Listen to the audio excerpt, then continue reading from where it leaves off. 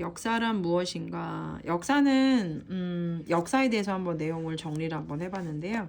우리가 역사라는 거는 역사책에서 또는 역사 드라마에서 역사 뮤지컬을 통해서 역사 이야기를 통해서 어른들의 입을 통해서요.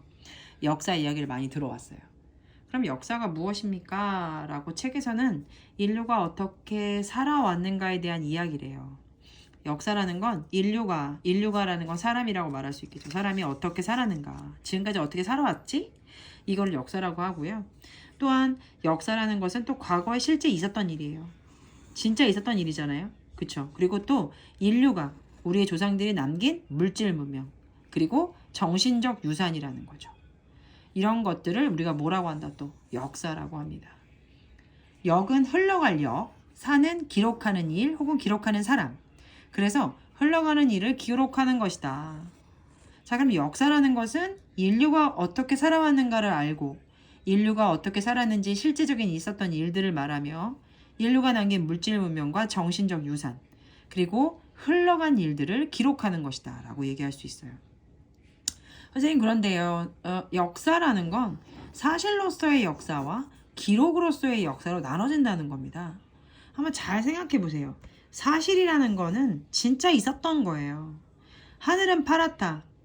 이채리는 여자다. 수학 선생님은 남자네. 이런 얘기죠. 그러니까 사실을 얘기하는 거예요, 진짜. 정민이는 지금 미호중학교 2학년 여자아이다. 이거 사실이잖아요. 그쵸? 이런 것처럼 사실적인 걸 얘기할 때 우리가 객관적이다라는 말을 합니다. 또한 기록으로서의 역사는 말 그대로 기록을 해. 누군가를 적었어. 그런데 이런 생각을 할 수 있는 거지. 야, 저 건물 굉장히 예쁘다. 아, 저 건물 별로다. 별로 예쁘지 않다. 이렇게 어떤 물질에 대해서는 어떤 일에 대해서 자신의 어떤 생각을, 즉 주관을 담아서 기록할 수 있는 거죠. 그러면 선생님, 이런 게 역사인데 역사가 사실로서의 역사와 기록으로서의 역사가 나눠집니까? 그렇습니다. 그럼 사실로서의 역사와 기록으로서의 역사가 예로 시험 문제가 나올 수 있어요. 기록으로서의 역사를 한번 자세하게 알아볼게요. 주관적이라는 말이라는 것 자체가 우리 친구들이 혹시나 모르는 사람들이 있을까 말하지만, 주관적이라는 건 뭐냐면 자신의 아주 지극히 자신의 생각과 자신의 관점이 담겨져 있는 상태에서 해석하는 거예요. 기록자의 관점과 해석이 담겨져 있다. 그럼 이건 주관적이에요. 또 자신의 주관을 따라서 기록을 한 거거든요. 그래서 역사가의 해석에 따라 역사가 달라질 수 있는 거예요. 예를 들면 이겁니다. 우리 어제 진시황 배웠잖아요. 진해 시황제는 나라를 하나로 합치고 흉노의 침입을 막아서 중국의 기틀을 다졌어. 어느 정도는 굉장히 나쁘지 않고 객관적으로 쓰되 호감적인 부분이 있습니다. 하지만 여기 오른쪽 볼까요? 진시황제는 무리한 토목 건축으로 재정을 낭비해서 나라를 위태롭게 했다. 이건 뭐예요? 기록자 자체가 어떤 본인의 감정, 관점을 담아서 해석을 한 거죠. 서로 다르잖아요. 이렇게 기록에 따라서 그 기록한 자가 누구냐에 따라서 역사가 해석에 따라서 역사가 달라질 수 있다는 겁니다. 게다가 현재와 과거의 대화가 역사라는 말을 합니다. 그거는 뭐냐면 역사가에 따라 역사가 달라지기 때문에 현재와 과거에 대한 대화라는 거예요. 과거에 일이 일어났었지만 그 일에 대해서 현재가 지금 왈가왈부 얘기를 하고 있다는 거죠. 그러면 그것은 누구에 따라서, 기록자에 따라 달라질 수 있다는 겁니다. 이것이 바로 기록자, 즉 주관적 역사인 기록으로서의 역사이고, 사실로서의 역사는 진짜 있었던 일 그대로를 이야기하는 거. 사실로 그대로를 쓰는 걸 객관적. 지금까지 이것이 바로 다 역사의 의미였습니다. 역사의 뜻에 대해서 한번 생각을 해보시고, 또 사실로서의 역사와 기록으로서의 역사를 구분하실 수 있으면 되겠습니다. 자, 역사를 그러면 어떻게 연구하는 걸까? 역사라는 건요, 우리 친구들 옛사람들이 남긴 흔적이에요. 그리고 우리 친구들 사료라는 거 아십니까? 예전에 사진 자료 이렇게라도 얘기를 하거든요. 근데 사료는 좀 더 조금 깊이 들어가다 보면 이런 사료라는 걸 통해서 우리가 과거 사실을 짐작할 수 있거든요. 그럼 사료라는 게 뭐냐면 역사 연구에 필요한 기록이나 유물을 말합니다. 자, 그럼 선생님, 사료라는 건 사진 자료만 얘기하는 게 아니에요? 사진 자료도 맞는데 사료는 기록이야, 첫 번째. 그 다음에 두 번째 유물이야. 그러면 과거 사람들이 남긴 문서, 그 다음에 기록물, 책, 그림, 도구, 이런 것들을 우리가 뭐라고 말하냐면 유물이라고 말할 수 있어요. 그럼 유물이 사료인가요? 네, 맞아요. 그리고 또한 집터 같은 큰 유적지 같은 거 있죠. 네, 이런 것도 뭐라고 말할 수 있어요? 사료라고 말할 수 있어요. 그러면 사료는 크게 뭐로 나눌 수 있습니까? 작은 것들과 큰 거, 또 유물과 유적으로 나눌 수 있다는 얘기죠. 중요합니다. 자, 역사가는 뭐를 바탕으로 우리가 어떤 체계적인 방법을 동원해가지고 역사 사건을 밝혀내야 될까요? 역사가는 되게 중요합니다. 사료예요. 사료가 아까 뭐였어요? 유물과 유적이잖아요. 그쵸? 사료를 통해서, 유물과 유적을 통해서 바탕으로 고고학이나 문학, 인류학 등의 과학적이고 또 체계적인 연구 방법, 또 역사적 상상력을 동원하는 거죠. 다시요. 문화, 인류학이 과학적이고 또 체계적인 연구 방법, 역사적 상상력을 동원해가지고 과거 사람들의 삶과 역사적 사건을 아주 자세하게 밝혀내는 거죠. 이것이 역사의 연구 방법입니다. 근데 사료라고 해서 무조건 옳다 이렇게 말할 수는 없어요. 우리 친구들이 이제 되게 중요한 건데 사료라는 거는 사실은 진실이 아닐 수도 있다요. 또요. 기록자의 주관적인 생각이 반영돼서 과장되거나 잘못될 수가 있어요. 또는 누락되거나 조작될 수 있다는 거죠. 그럼 우리가 사료라고 해서 100% 믿으면 안 되고 사료는 자체적으로 역사가가 지금 철저하게 사료를 검증하면서 과거 상황을 분석하고 잘 파악하면서 올바르게 역사를 서술해 나가야 된다는 거예요. 그래서 이 역사가가 가져야 될 것들은 바로 뭐냐면 사료 비판 의식을 가져야 된다는 겁니다. 학습지보다도 이제 여기 이게 평가 문제집인데 역사란 무엇인가라고 나와 있잖아요. 근데 역사라는 것은 아까 말씀드렸지만 흘러간 일이고 과거에 실제 있었던 일이며 물질 물명과 정신적 유산을 포함한 거다. 또 하나 역사는 사실로서의 역사와 기록으로서의 역사가 있다. 기록이 바로 주관적 역사라고 말씀드렸죠. 그리고 사료라는 것 자체가 뭐야? 과거 사람들이 남긴 유물인데 유물 중에서도 뭐가 있습니까? 과거 사람들이 남긴 유물인데 유물하고 유적까지 합쳐서 그거를 뭐라고 한다? 사료라고 한다. 그러면 역사 연구하는 데 있어서 사료를 바로 받아들여야 되느냐? 아니죠. 사료를 어떻게? 비판적으로 받아들여야 된다. 검증된 사료를 정확하게 판단해서 서술을 해야지. 그래서 그 사료를 정확하게 판단을 해야지 올바른 역사를 알 수가 있다라고 생각할 수 있습니다. 자, 우리가 역사를 배우는 목적을 한번 볼게요. 굉장히 중요합니다. 자, 우리가 역사라는 거는 과거에서부터 오늘날까지 여러 환경과 시대에서 활동한 사람들의 경험이 담겨있는 이야기들이에요. 그러면 역사를 우리가 왜 배우느냐는 거죠. 그래, 그들의 경험을 우리가 읽어야 됩니까? 자, 우리가 책을 읽는 이유가 뭡니까? 책을 읽으면 제3자나 우리가 잘 모르는 사람들의 어떤 삶을 어떤 그 책을 통해서 그 사람과 만나면서 그 사람들의 경험을 우리가 어떻게 느껴지는 겁니까? 내가 실질적으로 경험한 건 아니지만 이렇게 가깝게 경험을 우리가 느낄 수가 있지 않아요? 내가 그 단어가 갑자기 기억이 안 나는데 그 경험을 우리가 간접적으로 느낄 수가 있는 거예요. 그럼 역사책을 왜 배우는 거겠어요? 과거에서부터 오늘날까지 여러 환경과 시대에 살았던 그 사람들을 간접적으로 느낄 수 있는 거예요. 그 경험을요. 그럼 역사를 배우면요, 우리 친구들 현재를 올바르게 이해하고 삶의 지혜와 교훈을 얻을 수 있어요. 예를 들어서 이순신 장군이 12척의 배를 가지고 그 어마어마한 일본인들을 어떤 마음으로 어떤 기술로 어떤 생각으로 무찔러 수 있었을까? 내가 그 시대에 살아보는 거죠. 책을 통해서, 역사를 통해서. 그러면 그거를 보고 나서 다시 우리가 현재 우리 상황으로 도달했을 때는, 왔을 때는 현재를 올바르게 이해하면서 그런 삶의 지혜를 적용할 수도 있는 거고요. 또 그 사람의 교훈과 그 사람의 용기와 이런 것들을 얻을 수 있다는 얘기죠.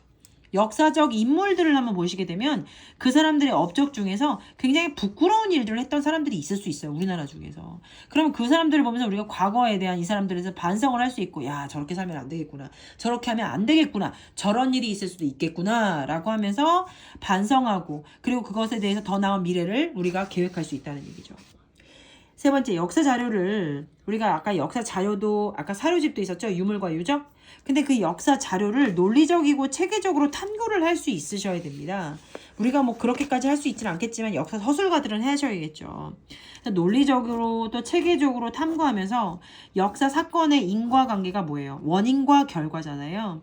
아, 이렇게 했더니 이런 결과가 나왔네? 그래서 역사적 의미를 파악할 수 있고 또 역사적 사고력과 비판력을 기를 수 있다는 거죠. 선생님, 역사를 왜 배웁니까? 역사에 사람들의 살아온 어떤 일들을 보면서 간접적으로 경험할 수 있다. 또 역사를 배우면서 현재를 올바르게 이해하고 삶의 지혜와 교훈을 얻을 수 있다. 또 하나, 역사 속에 있는 인물의 업적을 보면서 반성할 수 있다. 아, 나는 그러지 말아야지. 우리의 미래는 이러지 않았으면 좋겠다. 역사 자료나 사료를 보면서 비판적으로 탐구하고 논리적으로 체계적으로 탐구하면 역사 사건의 인과관계, 왜 그랬을까, 원인과 관계가, 결과가 뭐지? 이런 것들을 파악할 수 있고 역사적 사고력과 비판력을 기를 수 있다는 얘기죠. 자, 계속 이어서 갈게요. 우리나라는 오랜 기간 동안 여러 나라와 관계를 맺으며 발전을 했어요.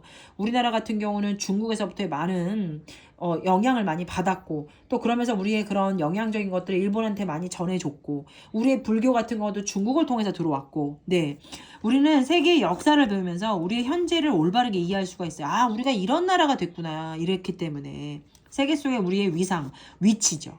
우리가 세계 속에서 어떤 위상이었는가 그런 걸 파악하고요. 또 세계는 지금 지구촌이라는 말 들어봤어요? 세계가 지구촌이라는 건 촌이라는 건 말 자체가 굉장히 멀게 느껴지는 단어가 아니에요. 지구는 각각의 나라는 어떻게 된다? 지금 굉장히 깊은 관계를 맺고 있다. 나라마다 깊은 관계를 맺고 있고 굉장히 밀접하게 관계를 맺으면서 상호작용하잖아요. 그것이 바로 우리가 세계사 학습을 배우는 이유이고 굉장히 중요한 거죠. 우리가 세계사 학습이 되게 중요한 이유가 뭐냐면 과거에도 이러한 관계를 맺었고 지금도 이런 관계를 맺었다. 그러므로 인해서 과거에 있었던 일들을 보면서 현재도 미래로 계획할 수가 있다는 겁니다. 세계사 학습의 중요성입니다. 세계사 학습을 통해서 우리가 세계사를 지금 읽잖아요. 우리가 세계사를 이제 배우잖아요. 그러면요, 세계 여러 나라의 고유한 역사, 다양한 문화, 그리고 그들을 존중하는 자세를 기를 수 있습니다. 야, 이 사람, 야, 불교가 이렇게 만들어진 거구나. 아, 이슬람교가 이렇게 만들어진 거구나. 야, 이 사람들 얼마나 힘들었을까. 와, 대단하다. 이런 걸 통해서 인류가 서로 어떤 보듬어주기도 하고 같이 눈물을 흘려주면서 같이 응원하면서 인류가 갈등을 극복하고 평화롭게 살아가는 어떤 바탕이 된다라는 거죠. 이런 걸 느낄 수 있다라는 건 세계사 학습을 통해서 그 사람들을 이해하고 그 사람들을 존중할 때 느낄 수 있는 거가 됩니다. 자, 우리가 역사적 반성을 통해서 갈등을 극복했던 사례가 있어요. 이게 지금 학교 책에 나와 있는데요. 우리 친구들 그 14페이지를 한번 보세요. 14페이지 보시게 되면 타이틀이 역사적 반성을 통한 갈등의 극복입니다. 지금 이 돌로 되어 있는 지금 이게 길거리거든요. 근데 슈톨퍼스타인이라고 해가지고 독일어로 걸림돌이라는 뜻이래요. 근데 독일의 베를린을 비롯해서 유럽 각지에 이게 설치되어 있답니다. 유럽 각지에 설치되어 있는 이유는 뭘까요? 사람들이 잊어버리지 않고 가다가 생각하고 가다가 느끼려고, 그쵸? 사람들이 쉽게 지나치지 않게 걸림돌로 설치가 되었다는 겁니다. 그런데 반성이라는 거죠. 자, 이거는 바로 2차 세계대전 때 독일 사람들이 그 독일 정부에 희생당한 유대인들이 많이 그 히틀러에 의해서 많이 그 학살을 당했거든요. 유대인들이요. 네. 그래서 그 사람들에 대한 그 너무 미안함, 그리고 그 사람들의 그 어떤 고인들을 좀 잊지 않기 위해서 그들의 사망 연도와 이름을 새겼답니다. 이거는 반성하는 거잖아요. 그쵸? 아, 내가 정말 잘못했구나. 우리가 정말 잘못했구나. 라는 거죠. 이거는 지금 이 사람 영국 여왕이거든요. 근데 이 사람이요, 2011년 영국 엘리자베스가 100여 년 전 영국의 공격으로 사망한 아일랜드 사람들을 추모하는 거였어요. 100년이 지났지만 또는 더 많은 시간이 지났지만 내가 미안합니다. 라고 이런 모습들로 인하여서 세계가 과거와 현재와 미래를 바라볼 수 있는 거죠. 그거를 다 아우르는, 그리고 그걸 가지고 우리가 세계사를 공부하는 이유가 되겠죠. 그러면서 이제 우리도 같이 느낄 수가 있는 거죠. 그 시대 때 그런 일들이 지금까지 와서 우리가 미안하다 사과하면서 나아가는 방향이지 않습니까, 우리가. 그래서 그들을 막 그때는 그랬으니까 지금은 아니야 뭐 이런 건 아니지만 미안하다라고 얘기를 해주는 거죠. 자, 그래서 이런 역사적 반성을 통해서 우리가 갈등을 극복할 수가 또 있고요.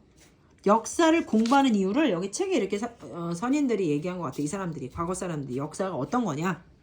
역사라는 것은 역사의 교훈을 버리는 자는 과거의 잘못을 반복한다는 거예요. 역사가 이렇게 이런 일들이 있었잖아요. 그런 경험을 통해서 그런 걸 잊어버리지 말자는 거예요. 이거 잊어버리잖아? 그 사람은 계속 과거의 잘못을 반복한다는 거예요. 정신이 보존되어 없어지지 않으면 형체는 부활할 때가 있다. 무슨 말이에요? 겉에 있는 형체는 없어질 수 있어. 선생님이 이 얘기하면서 느꼈던 건 뭐예요? 나라는 없어질 수 있어. 하지만 우리 각각의 정신이 살아있다면 다시 나라는 부활할 수 있어. 뭐 이런 느낌이 듭니다. 자, 네가 다른 나라에서 일어난 일들을 알지 못하잖아? 그럼 어느 나라의 역사도 이해하지 못할걸? 아, 되게 무서운 말이네요. 그쵸? 미래에 대한 최선의 예언자는 과거이다. 미래에 대한 최선의 예언자라는 게 뭐예요? 미래를 예언할 수 있는 거는, 최고로 예언할 수 있는 건 바로 뭐다? 우리의 과거였다. 이러는 거죠. 자, 이 정도 딱 읽었을 때 우리가 어떤 생각이 드냐면, 야, 역사책, 역사 공부 꼭 해야겠네 라는 생각이 들 정도로 되게 이렇게 동기부여가 되는 것 같습니다. 이런 것들이 사료잖아요. 사료는 유물과 유적이라고 제가 말씀드렸습니다. 그쵸? 그리고 한 번 더 또 이제 얘기하고 싶은 게 뭐냐면, 우리가 이제 이게 기원전, 기원후가 이거를 뭐 기원전은 BC라고 하고 기원후는 이제 BD라고도 얘기를 해요. 근데 우리가 표현을 할 때 기원전 몇 세기, 뭐 기원전 무슨 몇 세기 할 때 기원전에 대한 이야기는 거꾸로 갑니다. 여기가 1세기, 2세기, 3세기, 4세기 이렇게 진행됩니다. 그리고 기원후는요, 1, 2, 3 이렇게 1, 2, 3, 4 이렇게 기본대로 우리가 자에 센티미터 있는 것처럼 이렇게 100년이 지나면 2세기, 또 100년이 지나면 3세기, 100년이 지나면 4세기에서 21세기까지 온 건데, 이 기원전이라는 표현은 거꾸로 갑니다. 그러니까 기원전에서 예를 들어서 4세기가 가까운 겁니까? 1세기가 가까운 겁니까? 기원전을 기준으로 해서 1세기가 더 가까운 겁니다. 네. 그래서 기원전 4세기 때 철기를 받아들여서 기원전 1세기 때 모든 사람들이 사용했다. 이렇게 되면 4세기 때 들어와서 400년이 흘러가지고 1세기 때 받아들여진 거, 사람들이 사용하게 된 겁니다. 네, 이런 것도 좀 알고 계셨으면 좋겠네요. 자, 마지막 요거 책에 보시게 되면 요거를 한번 읽어보시고 OX를 한번 체크해 보실래요? 그리고 선생님이 OX를 체크해 보시고 알려드리도록 할게요. 이거 OX 체크하시고 저한테 이제 말씀하시면 되겠습니다. 그러면 우리 지금 제가 15페이지까지 정리해 드린다고 했잖아요. 네, 그래서 15페이지까지 내용들을 선생님처럼 이렇게 내용을 이렇게 좀 정리를 해주시면 좋을 것 같아요. 이렇게 정리를 한번 해보시고 여기도 이렇게 그냥 한번 써봤어요. 얼마 안 걸리거든요. 네, 이렇게 한번 써보시고 그리고 나서 이제 우리가 또 문제 한번 풀어보는 시간을 갖도록 하겠습니다.